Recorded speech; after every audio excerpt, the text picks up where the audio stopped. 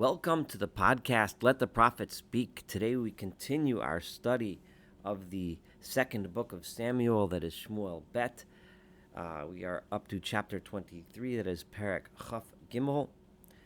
We just finished reading the Shirat David, the Song of David, and this next chapter is a kind of also a Shirah, although it's not written physically as one, but it's also poetry. It's also a shirah.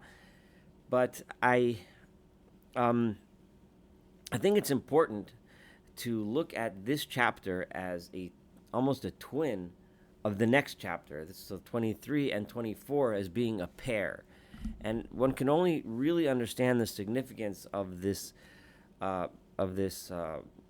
of shirah, and you'll see what I mean by sort of shirah meaning a poem, when we look at it in contrast to the next one. And the general theme of this chapter and the next chapter is David's struggle with the definition, purpose, meaning of being a king. What does it mean to be a king? More importantly, in general, what does it mean to be a leader? The responsibility that a leader has, the awesome responsibility that a leader has. And I'm going to suggest that in this next several verses, we read an image of what a king is that is very similar to the images we find of kings in general in those times. But then the next chapter, 24, will be almost a rejoinder, almost God teaching David that you had it wrong, and there's a lot more to being a king than what everyone thinks it is. So here what we're about to read is this idyllic image, at least idyllic in the mind of the king himself, as what it means to be a king. And then in the next one, we'll see, well, it's not so great. Being a king also entails a tremendous amount of responsibility in which people can suffer because of the decisions that you make. So you will read today's, and if you find yourself slightly bothered by David's song, that's fine, because that's the point. Because after you hear this song or this poem, the rejoinder will be in the next chapter. And understanding it the way that I'm describing it helps us understand the next chapter, 24, a lot better, and really come to grips with what's actually happening there. Ve'ela divrei David ha'achronim. And these are the words of David, the final words of David. Now, a lot of ink has been spilled over what does it mean, the final words, if David is still going to be alive for several more chapters, and we're going to hear, a significant amount more from him, both in the next chapter 24 and in the beginning of the next book, the Book of Kings.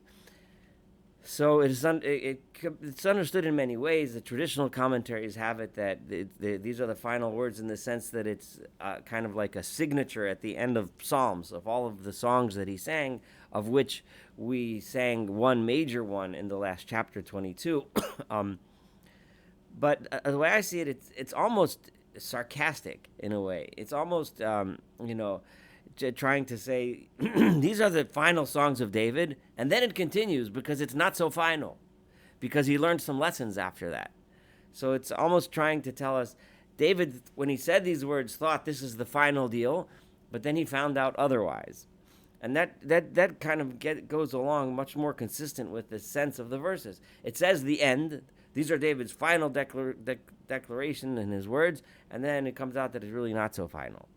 So what are the final words, which aren't really final?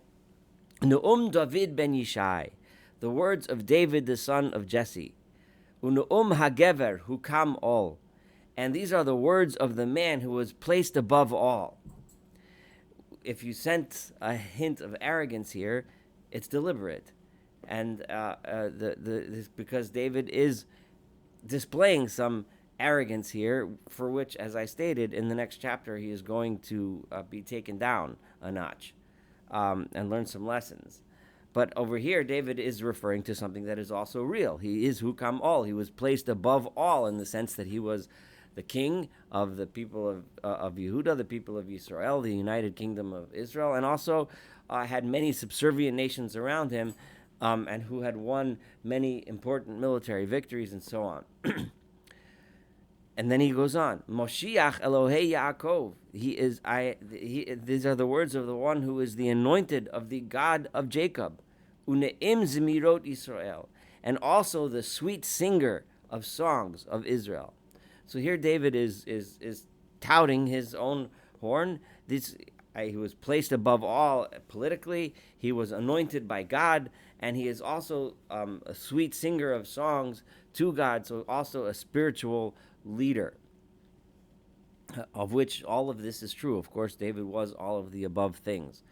Now, it's important to note, of course, that these terms, Nu'um David ben Ishai, is extremely, it reminds us of the words of Bilam in the book, in the Bible, the prophet Bilam, who also used very similar terminology, but it's important to mention that. But anyway, let's continue reading David's words. So Ruach Adonai diber bi, the Spirit of God has spoken through me. Now this can be interpreted as David himself being a prophet, although we don't see God speaking to David directly, but we do see prophets speaking directly to David the words of God that were meant for David. So the Spirit of God spoke to me either through prophets, or it could mean just maybe not in a direct sense, but in an indirect sense.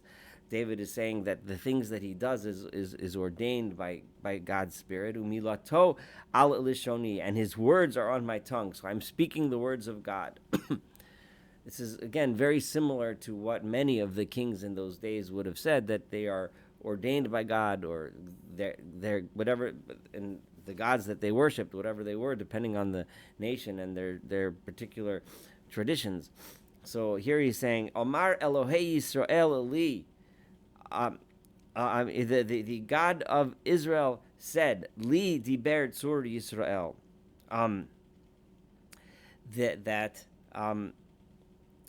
that the Tzur Yisrael has said of me, right? Regarding me, God has said, Moshel Ba'adam, that he should be the leader among men. This is reminiscent of the idea of the divine right of kings, that if God has spoken of me and said that I should be the one that rules over people. Tzaddik Moshel Yirat Elohim. The one who is a tzaddik, right? One who is a righteous ruler, right? Who rules men in a just and righteous way and has fear of God. So David is saying, why is it that I have this right to rule? Because I have fear of God and because I am just. And with this justness,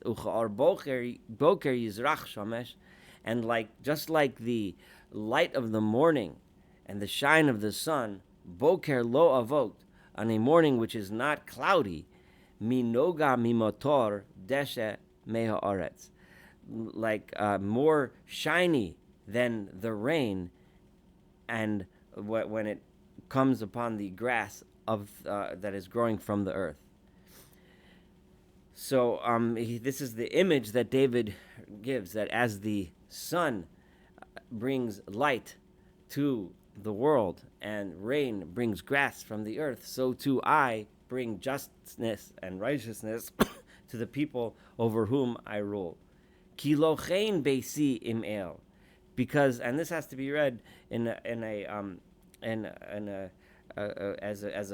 form of a question, because is not my house with God? In other words, he's justifying his rule, saying that his rule is just and righteous because it is with God. Kivrit olam samli, because he has given to me a covenant forever, which, as we have seen many times, the covenant between the house of David and God as the house that will produce the monarchs for the people of Israel forever. Arucha vakol ushemura. Everything is set up in order in every way, ushmura, and it is guarded. In other words, this whole idea, this concept, is arucha, is set up, and shmura, and it is guarded, meaning it will always be this way. Ki chol yeshiv v'chol chefetz ki lo yatzmiach. Because everything that every yesha, meaning every time I am saved, every time I win in a battle, so to speak, and every time everything I desire, right? Will it not yatzmiach? Will it not blossom? Will it not come forth?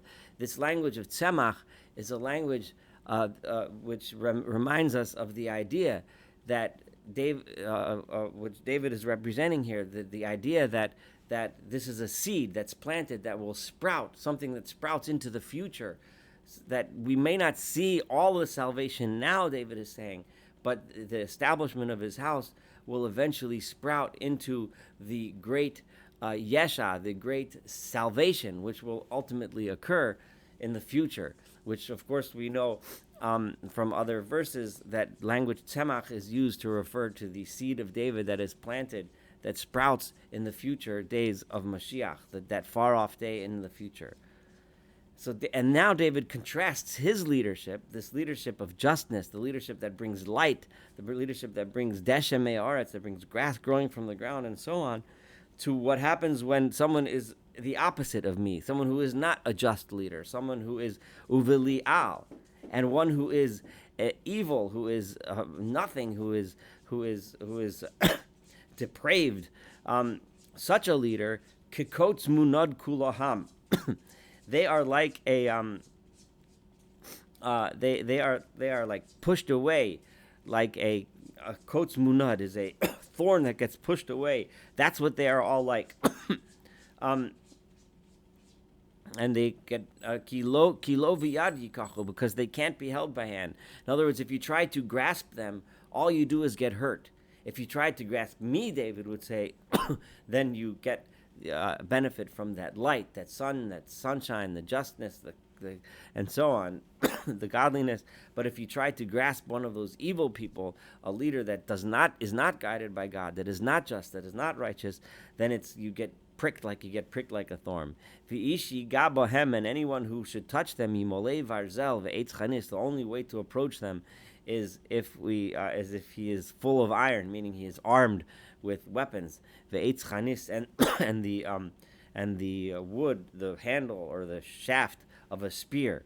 V'eish sarof yisorfu bashaves, and the only way to deal with them is to burn them immediately, right away. So this is the image. These are the final, and I put final in quotes because they're not final, and I believe that is the actual point here. The point is to say this is how David said final, and now you're going to understand when we read the next chapter, which you're going to have to wait till the next podcast, how the next chapter is a rejoinder to David's slight bit of arrogance that one senses in here. Not that he said, it is true, God did place him above the people, and which, as we have read in this book, he was granted this tremendous privilege of being the forefather of the monarchs of the people of Israel. However, this divine right of kings things has its drawbacks, and we're going to see what some of those drawbacks are when we look at the next chapter. However, this chapter now continues with some lists, which references here and there the people that were important. Giving lists is something that happens a lot in Tanakh, in the words of the prophets, and in the Torah itself. And because it's wrapping up David's life, it also wants to give us a list of the people who were important in David's administration. So Eila Shemot Hagiborim, and here and there references to stories of which we are not totally familiar and we don't have all the details, but someone in the time would have known, oh, he's the guy that did this story, oh, he's the guy that did that story. So we're going to have some of those references as we read through them. We're at verse 8. Eila Shemot Hagiborim Asher David. These are the names of the heroes that served David. Yoshev Bashevet Tachkemoni. There was first a man named Yoshev Bashevet, who was from Tachkemon. Rosh Hashol Ishi, he was the head of the three, meaning the three top soldiers. Hu Adino He'otzni. He is the same as Adino the Etznite, and he was famous for the story that Al Shmona Me'ot Chalal B'Pam Echad, that he killed 800 enemy soldiers in one battle. V'acharav Elazar ben Dodo. There was a person by the name of Elazar ben the son of Dodo, ben Achochi, who was the son of Achochi, Bishlosha Giborim im David. He was also in this group of the three heroes with David. B'charpam ba'plishtim ne'esvusham la'milchama, who would make fun of and poke fun of or taunt. L'charef is to degrade or verbally. Ba'plishtim, against the Philistines when they were gathered against them in war. So he would poke fun at them. Vayalu ish acharav achlifashet, and he was so strong that he conquered so many of the Philistines that the other soldiers weren't even needed to do anything other than clean up the mess. After the Philistines were all killed, the other men simply took all of their weapons and equipment and clothes, etc. And that was the only need for the rest of the army. That's how strong he was. V'acharav Shama ben Ageh Harari. There was the Shama, the son of Ageh from Harar. Vaye'asvu plishtim lachaya. And he was famous for this following story where the Philistines had gathered into a group. Like a chaya here is reminiscent of a pack of hunting animals, like a pack of dogs or a pride of lions or something like that. And at this time, there was a portion of the field that was that was full of lentils that were growing. And the people, the general population, were running away from the Philistines, who were presumably attacking this field to take the lentils. And this hero, Shammah, stood among the field, and he saved it from the Philistines.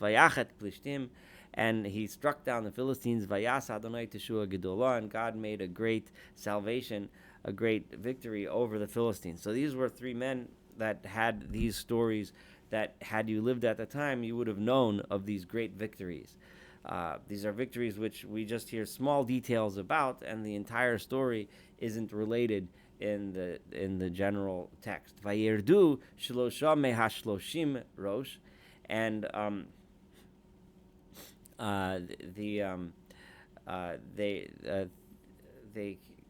they came down 3 of the 30, right?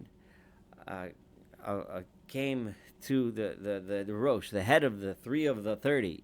So these 3 heroes were in charge of, like, I guess 30 sub-heroes, right? Sub-big officers or whatever. Vayavo el Katsir el David. And they came down to to David during the harvest season. El Me'orat Adulam, to the cave of Adulam. V'chayat Pilishtim, and again, a group of Philistines. In this language of Chayat is again reminiscent of like a pack of dogs. Choneh be'emek Rephaim, and they were camped in the valley of Rephaim. V'David oz ba'mitzudah, and this occurrence happened when David was in the Mitzudah, in the fortress. Umatzav Pilishtim oz Beit Lechem, and the camp of the Philistines then was in Bethlehem. So presumably this story happened before David was the king in Jerusalem, while he was still in the Mitzudot, in the desert. The Mitzudot were the fortresses. Vayitz Aved David Vayomar, and David he was struck with a need or a desire, and he said, Mi yashkeni mayim, who could bring me water, mi bor Beit Lechem asher bashar, from the well of Bethlehem, which is in the gate. In other words, remember, Bethlehem was where David was from. So, and his hometown was now under control of the Philistines. So he was obviously upset about it, and he said, it seems like this was more of a just lamenting the fact that, if only someone could bring me water from the well of Bethlehem. Vayivku'u shloshet hagiborim, and these 3 heroes broke into the Machane Plishtim, the camp of the Philistines, Vayishavu mayim mibar Beit Lechem asher bashar, and they were able to get to this well, and they drew water And they carried it to David. However, David did not want to drink the water. And instead he poured the water out for God in a ceremony, praying to God or thanking God after their victory against this camp of the Philistines, in which they were able to get water. Vayomer, and he said, Chalila li Adonai me'asos zizos. God forbid that I should do something like this. Hadam ha'anoshim ha'alchim nafshosam. It is this water is similar. It's like the blood of the men who went and risked their lives for this water. I'm not going to benefit from it. I'm going to give it to God. And therefore he did not want to drink it.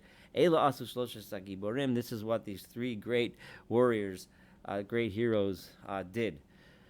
Now we'll learn about someone who's more familiar to us from all of the book of Samuel, for those that have been studying it together. Avishai achi Yoav ben Tzruya, and Avishai, the brother of Yoav, the son of Tzruya, who Rosh Hashilosha, he was the head of the three top warriors. Who Oreret Chanito al Shlosh Meot Chalal, he used his or wielded his spear in a fight against 300 men that were killed. Velo Shem Bashlosha, and he had a great name among the famous three. Min Hashlosha Hachi Nichbad. Of the three, he was the most honored.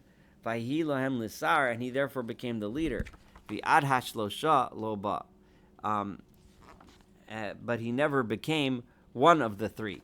So it seems like the way David's army was structured is that at different times there may have been different people that were in the group of the three, but the three were the three top warriors, and the three were led by a leader. And Avishai, at least at some point, or a significant portion of David's rule, was Avishai. Uvunayahu ben Yehoyada, and then there was Benayahu ben Yehoyada, who has come up before among David's men. Ben Ish Chai Rav Pa'alim Mikavtzel. He was a strong, powerful man who had Rav Pa'alim, who had done many different great acts, many victories, and he was from the place called Kavtzel. Hu Hika. Some of these great victories are as follows: he struck down Eshnei Ariel Moav, the two lions of Moab. There must have been two powerful warriors of the Moabites. V'hu yarad v'hika et ha'ari, and he also struck down the lion metoch habar. There was a lion in a well beyom hashalag on the day that it was snowing. So during the winter, there must have been some lion that was threatening people, and he struck down that lion during this snowstorm. V'hu hika et ish mitzri, and he also struck down that Egyptian man, asher mar'eh. I'm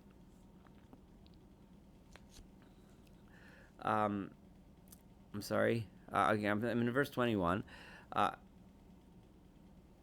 Who was a strong man, uviyad ha-mitzri chanit, and in the hand of the Mitzri was also a spear, vayered elav bashavet, and he charged down with him against him, only holding a stick, right, or a rod of some sort. Vayigzol et hachanit miyad ha-mitzri, and he managed to, with his skill, knock the spear out of the hands of the Egyptian. And then he used the Egyptian's own spear against him.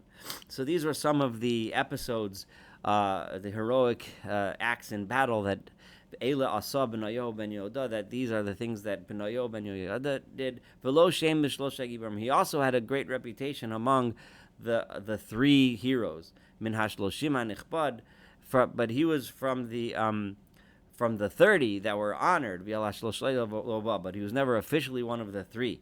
Vayisimeu David el Mishmato, and David placed him over his personal guard, is presumably what it is, his close guards. And then there's Asael, who we are familiar with. This is verse 24. Achi Yoav Bashloshim, he was the brother of Yoav. He was among the 30. Elchanan ben Dodo Beit Lachem, and then there was this Elchanan ben Dodo. We heard of him before from Bethlehem. Shama Hacharodi, Elika Hacharodi. These are the two other people. Cheletz Hapalti Ira ben Hikesh HaTekoi. Cheletz from Pelet, and Ira from Tekoa. Aviezer HaAntoti. Aviezer from Anatot. a town which we'll hear about from Jeremiah, was also a lot later in history, was from that same town. Mivune HaChushati, another guy named Mivune from Chusha. Talmon HaAchochi, Maharai HaNetofati. These are people from the Talmon from the town of Achoch, and Maharai from the town of Netofa. Chelev ben Ba'anah HaNetofati, another person from this town of Netofa. Itai ben Rivai Givat Bnei Binyamin. Itai from Givat Bnei Binyamin, again the hometown of King Saul. Benoyo Pir Atoni Hidai Minachle Gosh. Avi Alvon Ha'arvati, and Azmovet Habar Chumi, El Yachba HaSha'alvoni from Sha'alvim, Bnei Yashen Yehonatan, and the sons of Yashen, Yehonatan, the sons of Yashen were Yehonatan, Shammah HaHarari, Achiam ben Shorod HaHarari, Eliphelet ben Achasbai ben Hamachati, Eliam ben Achitofel HaGiloni, Chetzrai HaKarmeli from Carmel, Pa'arai HaArbi. These are lists, of course, but it's interesting to note some of these city names, which are familiar city names to people that are familiar with the geography of Israel, both modern and ancient. Yigal ben Asan Mitzova from Tzova, Bani Hagadi, who was the Gadite from the tribe of Gad, Telek HaAmoni, Telek, who is an Ammoni, which is interesting, that's another nation. Was he a convert, or was he an Ammoni, who was one of those that, because they were subjugated by David, they may have had some of their soldiers fight with David's army. Nachrai HaBe'eroti, Nosei Kilei Yoav ben Tzuriah, and those two were those that carried the weapons of Yoav, who was the general, and we're very familiar with him. Ira HaYetri, Garev HaYetri, two people from the town of Yeter, Uriah HaChiti, and then the famous Uriah HaChiti, whose wife was Bathsheba. And we spoke much about the very, very unfortunate episode with David and Bathsheba. Kol Shloshim Vishiva. All of these were numbered 37. Vayosef. Okay, I'm sorry. That concludes chapter 23, which started with the words of David. His final words, which won't be so final. And why won't they be so? And in which David spoke of how he was ordained by God, Mashiach Hashem, he was ordained by God to be the leader over the people. He spoke of his righteousness, his justness, how his leadership and his kingship was like a light of the sun to the people. And soon we're going to see how being a king is not all light, it's not all rainbows and butterflies, so to speak. Being a leader carries tremendous amount of responsibility, and if one makes a wrong step or one becomes too arrogant, other people will suffer because of his deeds. And we'll see that in the next chapter, 24, which is the final chapter of this book of Samuel. Thank you so much for studying chapter 23 together. Looking forward to studying chapter 24 and, of course, the entire book of Samuel together.